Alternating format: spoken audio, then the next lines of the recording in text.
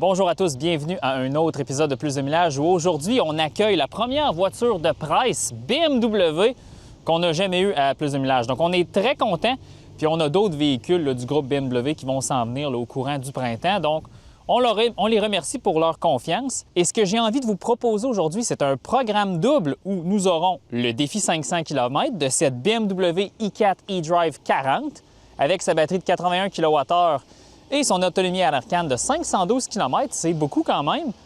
Et imbriqué à l'intérieur du défi 500 km, une revue traditionnelle de cette magnifique BMW, là, un genre de verre opalescent. Je trouve ça super beau. C'est malade. Allons-y.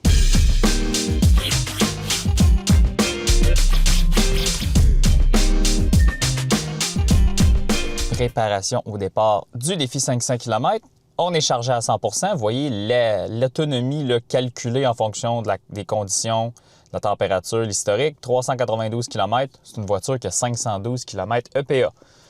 Itinéraire, ça ne change pas. Les points de jalonnement sont déjà ajoutés. Donc, on va se rappeler, quitte l'ouest de l'île de Montréal, autoroute 20 Pont-Champlain, blablabla, la 30, la 20 vers Québec, rebrouche chemin à la tête des ponts. Si on a besoin de recharger, on a une station 180 kW juste là. Sinon, on se rend à Saint-Louis-de-Blandford où on a une station, là, énorme station de recharge avec une borne 350 kW, 500 A qui va nous permettre d'aller chercher la courbe de recharge maximale. Puis évidemment, ensuite, le trajet se terminera. Vous voyez ici, là, théoriquement, on va arriver à Saint-Louis-de-Blandford à 21 % de batterie. Espérons que c'est le cas. Ça serait un trajet en hiver avec un arrêt de recharge, ça serait bien. Là, tout ce qui va me rester à faire, c'est de réinitialiser le parcours ici. Donc ça, c'est le parcours du défi 500 km. Il est à 0. Vous voyez qu'il est 5h03 du matin. On va quitter bientôt. Là, dans le bas de l'écran, vous allez voir le départ lorsqu'on va être sur la route. Juste vous dire, la pression des pneus a été contrôlée. Température, il va faire moins 14 en quittant Montréal. Il fait moins 20 à Québec, mais les vents sont très faibles, entre 5 et 10 km/h, direction variable. Donc ça ne devrait pas trop nous affecter. Pour ce qui est du Car Scanner, c'est très pauvre en information. Vous voyez, là, on a le pourcentage de batterie qui est 99,54. C'est probablement le BMS. Batterie est à 6,3, 6,4 degrés. Pas vraiment de courant qui sort. Puis OBD, bien ça, c'est la batterie 12 volts. On va se mettre en route sous peu.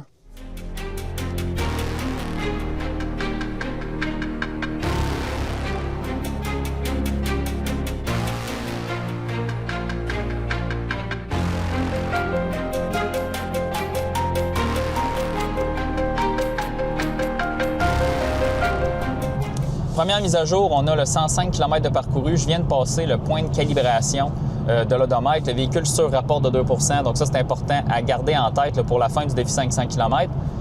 Pour ce qui est des métriques, statut de charge 69 %. On a 105 km de parcouru, comme je vous disais. La consommation, 23 kWh par 100 km. C'est un peu plus que 20 % là, au-dessus de la cote NRCan qui est sur l'autoroute, 18,7 kWh par 100 km. Puis tu sais, en réalité, la cote combinée, c'est 18 point quelque chose, puis en ville, c'est 18 point quelque chose. C'est assez équilibré, ce véhicule-là. Puis je vous rappelle, la cote d'autonomie, c'est 512 km sur cette version propulsion de la BMW i4. Bref, technique, batterie de 84 kWh, 81 kWh utilisables. C'est une batterie là, avec des modules prismatiques. Là, dans le fond, c'est un peu comme les batteries LFP, là, c'est des modules, des cellules de batterie un petit peu plus grosses, puis c'est des gros rectangles. Mais c'est une batterie là, à haute teneur en nickel qui peut produire beaucoup de puissance, qui peut décharger beaucoup. C'est une batterie un peu comme on verrait là, dans les Tesla Model 3 Performance, dans les véhicules Tesla Model S. On verrait ça aussi dans les véhicules Volvo. Là, des architectures haut nickel, c'est des batteries plus chères, mais beaucoup plus performantes, qui peuvent recharger plus vite, qui sont beaucoup plus flexibles aussi sur la température d'opération. Justement, parlant de température, dehors, il fait moins 22 degrés Celsius, donc c'est officiellement le défi 500 km le plus froid. Il fait très froid, mais les vents, il n'y en a pas. Puis température de batterie, on me dit 0,96 degrés. Mais quand on est parti de Montréal, on était comme à 6,4. Puis le préconditionnement de la batterie est activé. J'ai le voyant d'allumer dans le combiné d'instruments.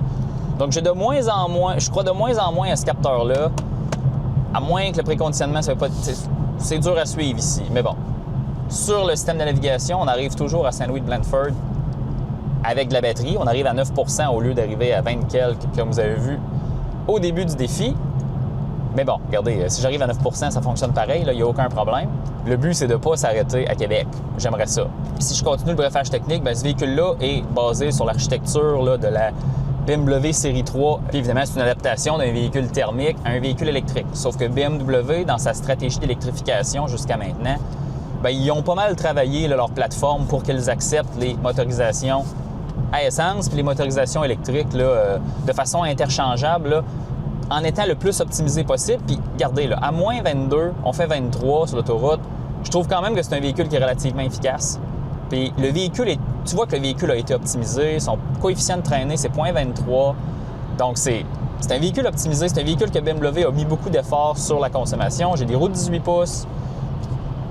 Ici, je vois là, vraiment là, du travail là, sur l'efficacité.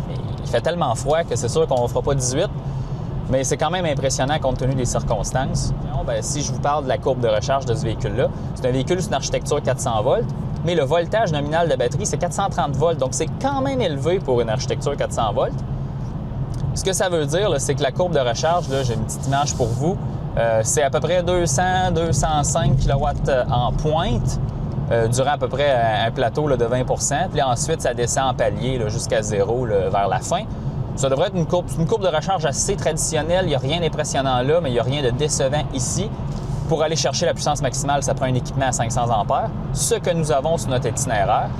Donc, on devrait aller chercher vraisemblablement la courbe maximale si le préconditionnement se fait tout correctement, mais il est activé automatiquement. Je ne m'inquiéterai pas ici.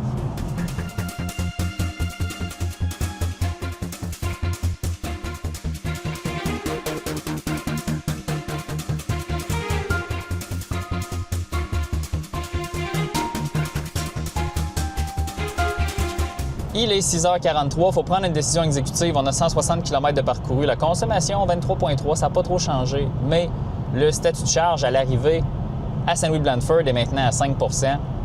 Lorsqu'il va tomber à 4 %, le véhicule va recalculer un itinéraire, puis là, ça va tout changer la donne. Ça veut dire qu'en réalité, il fait tellement froid dehors, il fait maintenant moins 26,5 degrés Celsius. Donc là, on est littéralement dans les conditions extrêmes du défi 500 km. C'est correct, ça sert à ça, le défi 500 km. Donc, décision exécutive, on va arrêter au point de retournement, charger juste un petit peu puis se rendre à Saint-Louis-de-Blandford. C'est malheureux. Ça va être un 2 arrêts, mais là, il y a comme... Il n'y a plus moyen, là, tu sais. Et là, pourquoi ça arrive, ça? Bien, l'air est extrêmement dense à moins 26, donc la consommation augmente. Donc, le véhicule, le planificateur de trajet, prévoit ça et se dit, bien, Alexandre, tu ne te rendras pas. Puis ça commence à être un peu logique, là, tu sais, je veux dire, il reste 177 km à parcourir, j'ai 188 km d'autonomie restante. Tu sais, puis là, si ça continue de se dégrader, bien là, il va y avoir un arrêt intermédiaire qui va être ajouté. Puis là, ça défait tout le défi 500 km. Donc, on a un système pour ces conditions-là, c'est d'arrêter au point de retournement. C'est malheureux, mais quand même, à moins 26, là, dans le véhicule, on est bien gardé. Là, j'ai même pas mon manteau. La climatisation est à 21. Ça se passe super bien, c'est silencieux, là. C'est numéro 1. Puis 23 kWh par 100 km dans un véhicule électrique à moins 25, c'est bon. OK? Bien, il y a une limite à ce qu'on peut faire.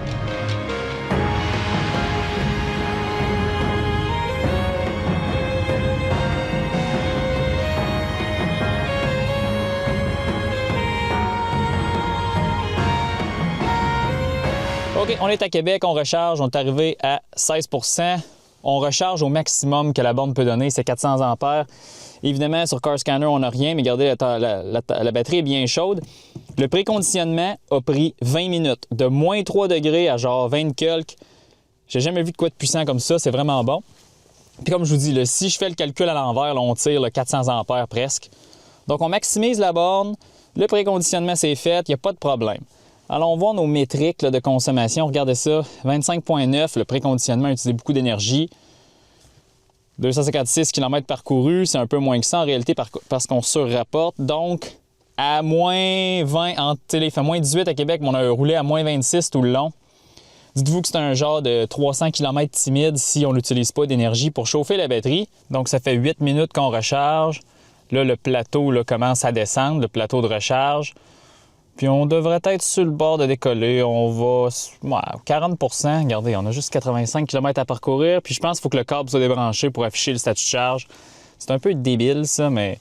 Et on se met en route vers Saint-Louis-de-Blandford. La recharge a duré 9 minutes de 16 % à 40 %. On a mis 21,3 kWh dans la batterie. Puis ça a coûté 11,94. Donc, une petite station de recharge très rapide. Puis là, la voiture affiche 141 km d'autonomie. Puis ça dit qu'on va arriver à Saint-Louis-de-Blandford à 17 %. J'ai hâte de voir le pourcentage réel à l'arrivée. C'est assez imprécis dans la i4 actuellement. Mais on continue. Bon, pendant que je conduis, on va faire le tour de la BMW i4. On est dans la version, comme je vous ai dit, eDrive 40. Donc ça, c'est la version propulsion 2 roues motrices. On a des roues de 18 pouces sur cette version-là et une autonomie Aircan de 512 km. Essentiellement, cette voiture-là, c'est une BMW Série 3 électrique avec le châssis et la carrosserie d'une Série 4 Grand Coupé. C'est aussi simple que ça, mais c'est quand même très bien agencé et un véhicule assez charmant, comme on peut voir à l'arrière aussi plaqué de l'Ontario, les accents, l'accent bleu autour du logo BMW avec une très belle intégration de la caméra de recul ici quand même. Puis comme je vous dis au début, j'adore la couleur. On est en pneus d'hiver Goodyear 18 pouces, mais même d'origine, l'été, on est en pneus 4 saisons là, sur ce véhicule-là, d'une grandeur de 245 45 R18. On a le port de recharge ici, hein? CCS, c'est super simple. NACS et les adaptateurs, accès réseau superchargeur, ça viendra plus tard. Là, BMW, là, c'est pas encore complètement activé du côté de BMW.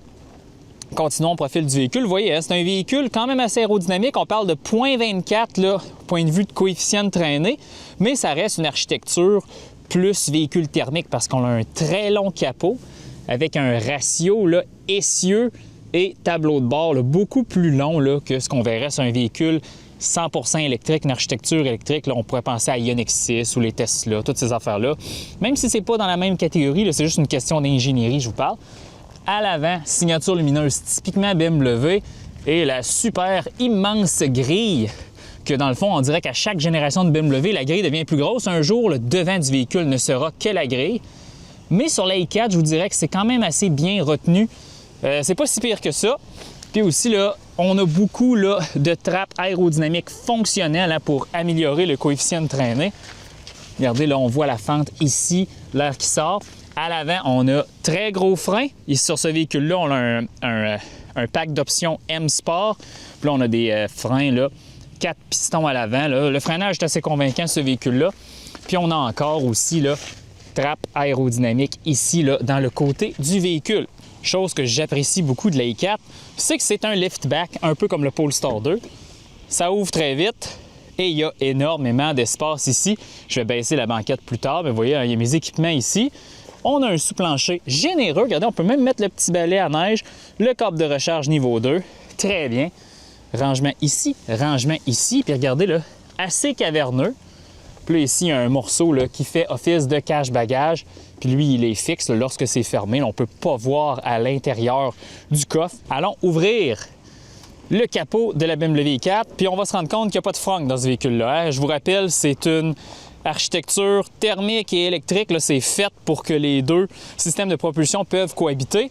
Ce que nous avons sous ce grand panneau BMW i, évidemment, c'est toute la mécanique pour le véhicule électrique. Puis évidemment, les versions qui ont un moteur à l'avant, le moteur à l'avant se retrouverait ici. Là, tout ce qu'on voit, c'est le compresseur du système de thermopompe qui est là. Puis avec toute la tuyauterie ici, les échangeurs de chaleur, tout ça. Puis je veux passer un petit moment pour vous dire que c'est un système de thermorégulation et de chauffage très avancé. Trois boucles circulatoires, la batterie, le moteur et l'habitacle sont toutes reliées ensemble. On peut bouger de la chaleur dans les composants comme on veut, puis ça aide le préconditionnement. Le préconditionnement est extrêmement puissant sur cette voiture-là. C'est le bienvenu. On va prendre place à l'intérieur. Poignée de porte mécanique, donc pas de problème. Puis vous voyez, hein, c'est des fenêtres sans cadre. Donc on voit ça du côté de Tesla, Porsche, Taycan, tout ça. Écoutez, ça fonctionne très bien, puis le véhicule n'est pas trop bruyant. Vous allez remarquer que c'est un véhicule avec peu d'espace pour les jambes en arrière. C'est un peu étriqué. Écoutez, moi, je suis pas très grand, là. Je suis confortable, mais ce n'est pas le confort qu'on verrait là, dans d'autres berlines électriques. Le plancher est haut. Évidemment, on accommode une batterie. On a un tunnel de transmission. Hein, c'est un héritage là, de la plateforme qui partage les deux systèmes de propulsion, thermique, hybride branchable et électrique. Ma métrique habituelle, vous savez, hein, le siège n'est pas très... L'angle du siège est peu relevé. Puis évidemment, ça épouse pas beaucoup mes cuisses. Je vous dirais que c'est pas le siège arrière le plus confortable malheureusement, mais mention, matériau très intéressant, c'est bien agencé, les coloris sont beaux. Moi, j'aime beaucoup les intérieurs pâtes de véhicules, les intérieurs beige. Écoutez, c'est une question de goût. Puis à l'arrière, on a bouche d'aération, climatisation 3 zones USB-C, c'est bien. BMW a toujours été un champion pour nous offrir des mécanismes de porte-gobelets assez intéressants. Encore une fois, ici, on n'y manque pas. C'est comique, ça fonctionne, mais c'est plein de pièces mobiles. Mais écoutez, BMW, les porte-verres complexes, ils adorent ça. Donc dans la coudoir, c'est ce qu'on a. Puis là, pour le refermer, je pense qu'il faut être un petit peu plus habile comme ça. La banquette arrière est maintenant baissée. Puis vous remarquez que entre la banquette rabaissée et le seuil de chargement du coffre, c'est complètement plat. Donc, encore une fois, on peut ajouter des objets longs, les meubles, des vélos. On peut même, si ça nous tente de dormir dans le véhicule, c'est quand même assez long. Donc ici, BMW quand même nous donne de la practicalité, malgré que c'est un véhicule avec une ligne de toit coupée qui réduit l'espace pour la tête. Mais d'un point de vue de chargement, ici, c'est excellent, très compétitif. On regarde toujours numéro de série, tout ça. Véhicule assemblé en Allemagne en juillet 2024. Bayerische Motorenwerk. Mon allemand est vraiment pas très bon, donc vous pouvez rire de moi. Là, ici, vous voyez, 2600 kg, ça, c'est le poids en marche au maximum. En réalité, c'est plus un véhicule de 2100-2200 kg. C'est moyen pour des berlines électriques. C'est sûr que la Model 3, c'est la plus légère, mais on n'est pas dans le même créneau là, de qualité et de substance. Mais ça reste que la i4, c'est un peu... Son inspiration vient de la Model 3, mais après ça, on s'en va pas à la même place. Hein? Donc, on va prendre place. Je vais aussi vous mentionner que dans cette version de la i4, on est dans une version de base avec 2 packs d'options, un pack premium puis le pack d'apparence M. Il faut remarquer que le siège électrique, il n'y a pas de support lombaire. Ça va être un peu un thème dans ma revue. Il y a beaucoup de choses qu'on va s'attendre qui sont de série sur le véhicule qu'ils ne sont pas. C'est très Mercedes, BMW, cette approche-là. Mais, qualité des matériaux, surface moussée dans la porte ici, garniture argentée très belle, gros bouton pour barrer les portes. Ça aussi, moussé, très intéressant. C'est quand même bien la qualité des matériaux ici, là. Sauf que lorsqu'on arrive ici, on est dans des plastiques durs. Tableau de bord de la BMW i4. Je vais mettre le véhicule en marche. Voyez-vous, il y a un beau bouton bleu ici. Le véhicule s'allume un peu comme un vaisseau spatial. Planche de bord tout à fait numérique, très intéressant. Puis ce que j'adore des véhicules allemands, c'est qu'ils me font rire, c'est que lorsque le véhicule est à l'arrêt, on parle de kilowattheure par heure. Vous comprenez, je veux dire, mais là, si on divise des heures, les kilowattheures, c'est des kilowatts. Fait qu'en réalité, en ce moment, le véhicule tire 11,1 kW de puissance. La chaufferie, la thermopompe là, est très, très puissante dans ce véhicule-là. C'est très bien. Aussi, je vais vous mentionner, regardez, un bouton qui indique la température de la batterie et la préconditionnée en route. Si vous naviguez vers une borne de recharge, ça va se faire toute seule, mais vous avez l'option de le faire vous-même. Très, très, très bien, ça. Je retourne au tableau de bord. C'est très configurable, ça se passe bien. Là, si on appuie sur le volant ici, on peut changer le contenu, on peut afficher les directions, la carte. On a un compteur de G. Vous comprenez, c'est assez traditionnel, mais c'est le bienvenu. C'est sûr que je vais mettre le véhicule en mode confort. On peut même changer, là, ça dit layout, même si le véhicule est en français, là, mais on peut changer la représentation du tableau de bord. C'est intéressant. Moi, je préfère cette représentation-là avec, évidemment, la puissance ici en kWh par heure pour me faire rire. Volant typique BMW, prise en main excellente, cuir très souple, boutonnerie, là, il n'y a rien de tactile ici, c'est des vrais boutons, très facile à utiliser. Puis là, vous remarquez autre chose, régulateur de vitesse, régulateur limiteur de vitesse, ça c'est une fonction qui est plus utilisée en Europe, mais on l'a ici. Il n'y a pas de régulateur de vitesse adaptatif, il n'y a pas de suivi de voie, là. Non, ça c'est en option. On est dans une voiture de 63 000 $ avant les packs d'options supplémentaires. Mais c'est comme ça, c'est la vie. Sinon, nous avons le iDrive, c'est une roulette pour contrôler le système de navigation, mais il est entièrement tactile. Et je veux aussi vous faire remarquer qu'il est extrêmement rapide, fluide, et honnêtement, je trouve qu'il va super bien. En réalité, ma plus grande surprise de la BMW i4, c'est la qualité du raffinement du logiciel dans ce véhicule-là. Simple à utiliser, c'est convivial, j'aime l'interface, elle est rapide. J'ai rien à dire ici, c'est extrêmement compétitif, même pour certaines fonctions premier de classe dans ce véhicule-là. Vraiment, chapeau à l'équipe logicielle chez BMW. Ils ont réussi à faire quelque chose de simple à utiliser, intéressant, puis garder des fonctions, là, vous en voulez, vous en aurez. Si on va dans tous les applis, là, ça déborde. Vous pouvez changer l'ordre, Apple CarPlay, Android Auto sans fil. Vous avez tout ce que vous voulez. On peut passer des heures là-dedans, mais encore une fois, chapeau. Je vais aussi faire remarquer que cet écran est courbé. Évidemment, la partie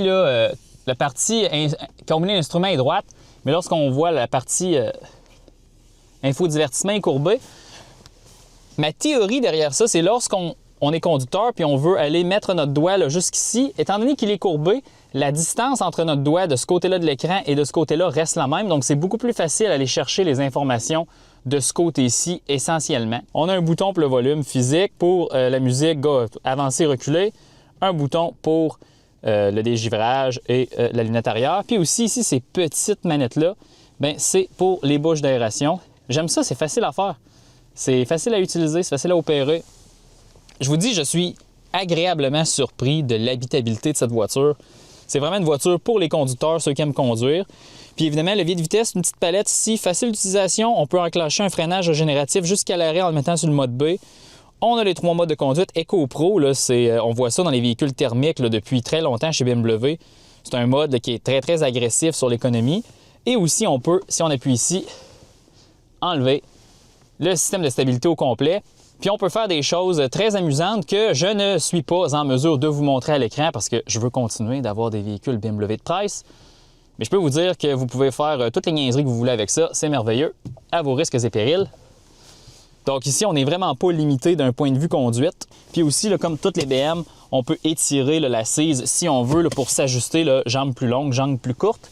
Et aussi, ce que j'aime beaucoup, c'est qu'on peut avancer là, et reculer l'appui-tête. Ça, c'est très, très bien. Et sur ce véhicule-là, un autre pack d'options, nous avons le toit ouvrant. Évidemment, là, électrique, là, on peut fermer. Là. Évidemment, là, de façon électrique, là, on peut mettre le pare-soleil par-dessus. Il n'y a pas de problème.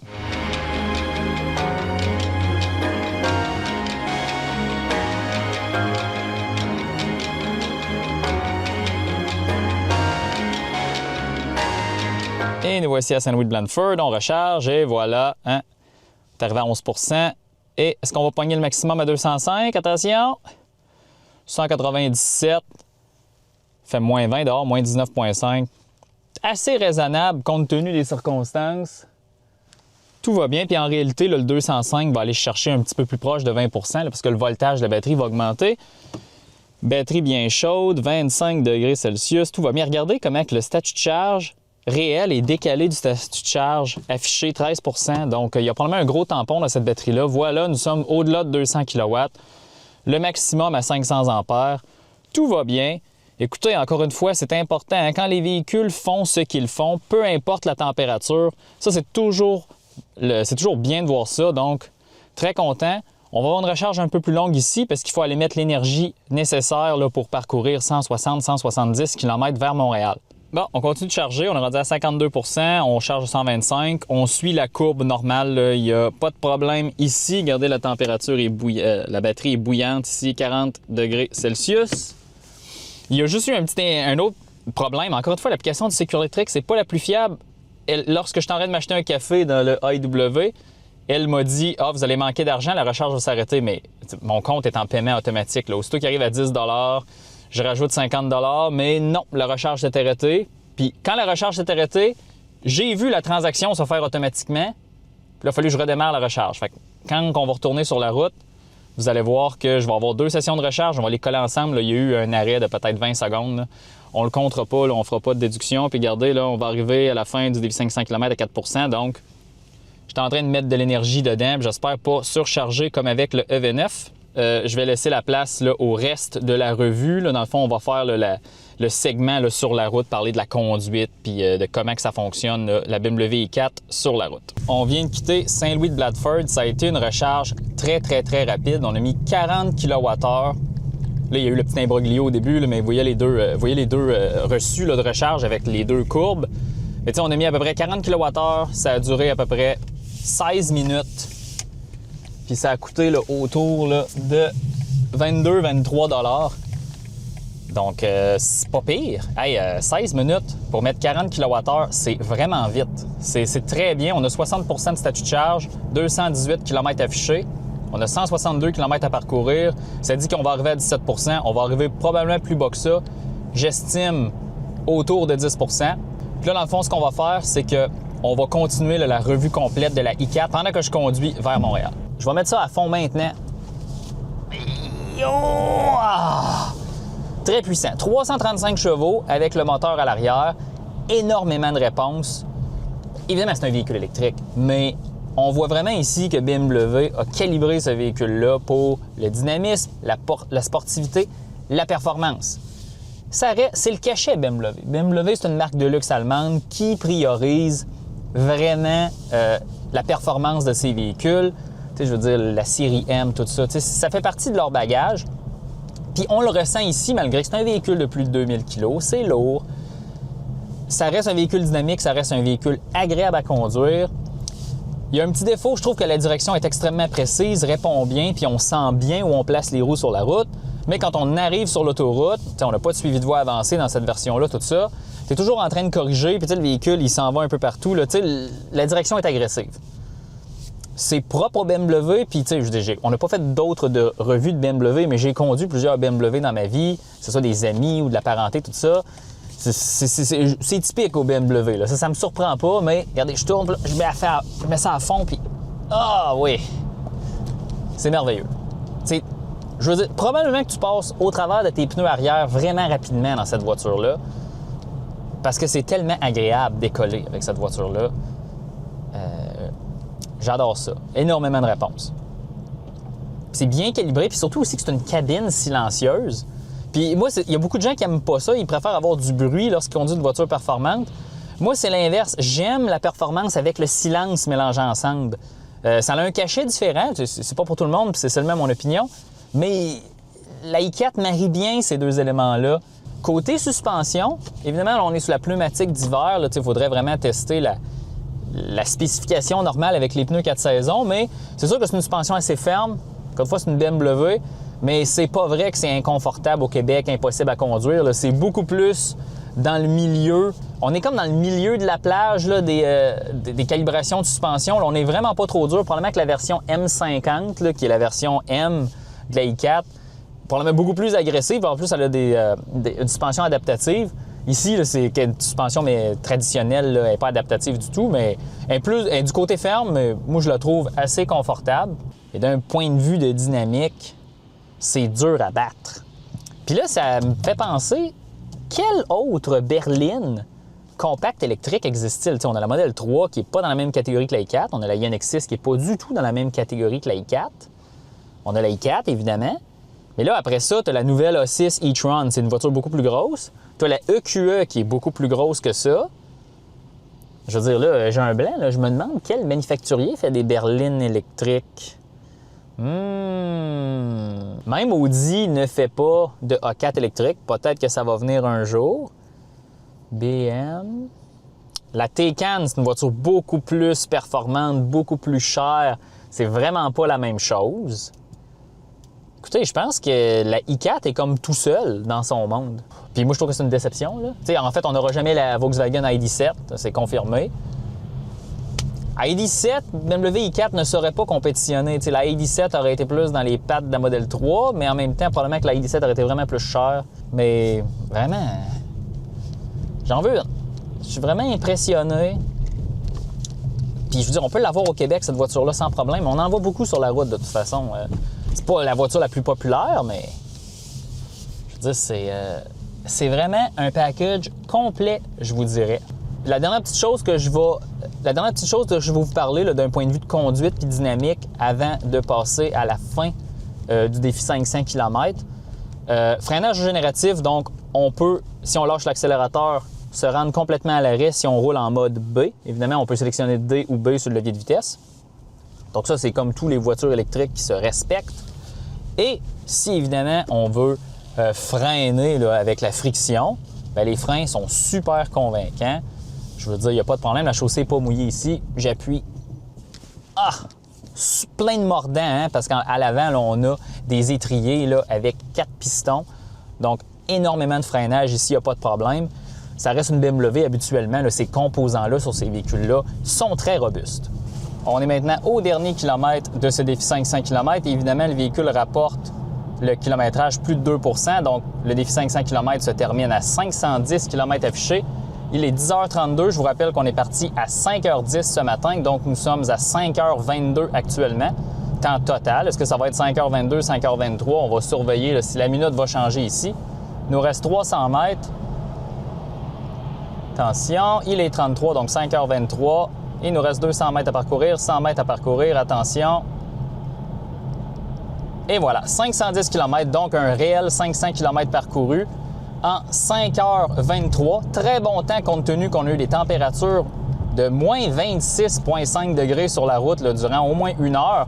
Consommation de 25 kWh par 100 km, incluant le préconditionnement. Je vais vous montrer quelque chose aussi. Depuis la dernière recharge à Saint-Louis-de-Blandford, on a fait 21,5 en roulant à 110, qui est la vitesse du défi 500 km. Très intéressant, hein? On a probablement récupéré de la chaleur dans la batterie pour chauffer, mais à ces températures-là, très impressionnant là, lorsqu'il n'y a pas de préconditionnement d'inclus. Et nous voici à la conclusion de ce programme double. Défi 500 km et revue complète de la BMW i4 eDrive 40 avec les roues 18 pouces. Super content de ma semaine avec la BMW i4. Je dis tout le temps ça, mais là, plus particulièrement, je m'attendais à rien. J'avais pas d'attente vraiment. Puis j'avais peut-être des attentes un peu biaisées, négatives, parce que je me disais, BMW, je sais pas. Oui, la i3, là, dans le temps, c'était un véhicule fabuleux puis révolutionnaire qui, encore aujourd'hui, devrait être mis à jour et peut-être probablement relancé. Mais bon, honnêtement, c'est de l'excellent travail ici. La qualité de construction est bonne. La voiture est super belle, mais ça, c'est objectif, c'est juste mon opinion. Mais d'un point de vue d'architecture de voiture électrique, d'utilisation de voiture électrique dans des conditions extrêmes, mais avec la température la plus froide de tous les temps du défi 500 km. Vous comprenez que c'est fou, là. Et c'est ça qui m'impressionne beaucoup. C'est pour ça que je dis que c'est un véhicule que j'aimerais posséder, parce qu'en réalité, c'est un excellent véhicule électrique. Il est cher, mais c'est un excellent véhicule électrique. Fait que là, passons en revue les statistiques du défi 500 km. Donc, on a fait ça en 5h23, mais on doit enlever 5 minutes de déduction parce qu'il y a eu comme 2 cafouillages de bornes encore. Il y en a un que je suis responsable, mais en réalité, je veux pas... En réalité, j'aurais pu juste utiliser l'application Couche-Tard moi-même puis le faire comme il faut. C'est comme moi qui s'entête à essayer de faire fonctionner l'interopérabilité du circuit électrique avec le réseau de Couche-Tard. Donc, on enlève 5 minutes. Ça fait un temps total de 5h18. Puis, si on prend tous les trajets... Puis on regarde que la température minimale, ça a été moins 26. C'est le trajet le plus vite l'hiver. C'est franchement impressionnant. Consommation, là, incluant le préconditionnement puis tout le tralala, 25 kWh par 100 km pour ce défi 500 km. C'est quand même élevé, mais évidemment, comme je vous dis, là, une grande partie du trajet a été faite des températures moins 20 ou plus froides. Donc là, encore une fois, l'effet de la densité de l'air, résistance au roulement, tout ça, le chauffage. C'était un cas relativement extrême pour le véhicule, très bien débrouillé. Déception, hein, j'aurais aimé faire seulement un arrêt de recharge, mais là, c'était comme impossible. Ici, une lacune, là, le planificateur de trajet, là, il est trop optimiste. Hein? Tu pars ton trajet, puis là, ça te dit, tu vas arriver avec 20 puis là, quand tu arrives proche de ta destination, tu es rendu à 5 Fait que ça marche pas, ça. Vous comprenez, là, il y a, GM, Tesla, Polestar, Ford font beaucoup mieux de ce côté-là, là, pour de ce qu'on a vu là, du côté de planification de trajet, le pourcentage à l'arrivée. Il y a beaucoup d'améliorations à faire ici là, du côté de BMW, là, personnellement. Mais à part de ça, je suis vraiment content de ce véhicule-là. Un autre défaut, je veux dire, la structure d'équipement, là, moi, je trouve ça risible. Là. À la fin, c'est des véhicules... Les véhicules électriques, en général, c'est comme un nouveau paradigme de créneaux de véhicules. Ils viennent tout équipés habituellement, puis les options, c'est les couleurs, la motorisation puis la grosseur de la batterie. C'est ce que la plupart de l'industrie font. C'est sûr que les constructeurs allemands, surtout les constructeurs allemands de luxe, les Porsche, Mercedes et BMW, Audi, sont plus dans... Tout est en option, puis je vais vous donner un exemple un peu comique. Mettons un Volkswagen ID4 Pro propulsion, bien, ça vient tout équipé, presque. Là, les aides à la conduite, tout ce qu'on a de besoin pour que le véhicule fonctionne, c'est le minimum. Quand on va dans le Q4 e-tron, qui est le même véhicule fondamentalement avec les mêmes composants, bien là, les affaires qui sont de base sur les ID4 ne sont rendues en option sur le Q4 e-tron, mais il est plus cher de toute façon. Fait que là, c'est comme plus cher. Puis la i4, c'est un peu ça. Là. Il n'y a pas d'équivalent marque moins premium dans le BMW i4, dans le groupe BMW, mais vous comprenez ce que je veux dire, là? Je trouve que c'est moyen, ça, segmentation. Écoutez, ça, c'est la stratégie de BMW, puis ils peuvent faire ce qu'ils veulent, mais mon message, c'est qu'au minimum, là, pourquoi que sais, on n'a juste pas les sièges électriques, sièges chauffants. Là. Je veux dire, les sièges chauffants, les volants chauffants sont en option sur ce véhicule-là. Là. C'est pas une blague. Là. Je veux dire, c'est standard sur une Toyota Corolla. Là. Même, je pense, sur une Nissan Versa, c'est standard. Vous comprenez? Mais à part de ça, conduite, c'est la conduite BMW, c'est très sportif, c'est très, très dynamique. Puis c'est une suspension quand même assez dure, mais ça roule super bien. Écoutez, je n'ai que des bons mots à dire de la BMW i4 e-Drive 40. Il faudrait peut-être essayer la M50, ça va être un véhicule beaucoup plus dynamique, mais l'autonomie en souffre. Puis écoutez, je veux dire, là, on est le 15 février 2025, on a eu une grosse tempête de neige cette semaine, on en a eu une demain. Puis honnêtement, je me suis promené dans les rues mal déneigées de Montréal, je me suis stationné dans les bancs de neige, puis même sur les propulsions, c'est même pas compliqué. C'est un peu comme ma Model 3. Là, je veux dire, les voitures électriques propulsion, généralement, se débrouillent adéquatement. C'est jamais la performance du 4 roues motrices, mais c'est adéquat. Donc, ça conclut pas mal mon essai. J'espère que vous avez aimé le format comme imbriqué. Si vous me le dites dans les commentaires, puis si je vois que c'est la marche à suivre, ça va peut-être être toujours comme ça, les défis 500 km, puis on va joindre l'utile à l'agréable. Ou sinon, on va laisser les revues complètes puis les défis 500 km séparés. Vous me le direz, à la fin, on expérimente des nouvelles affaires, puis on y va avec votre feedback.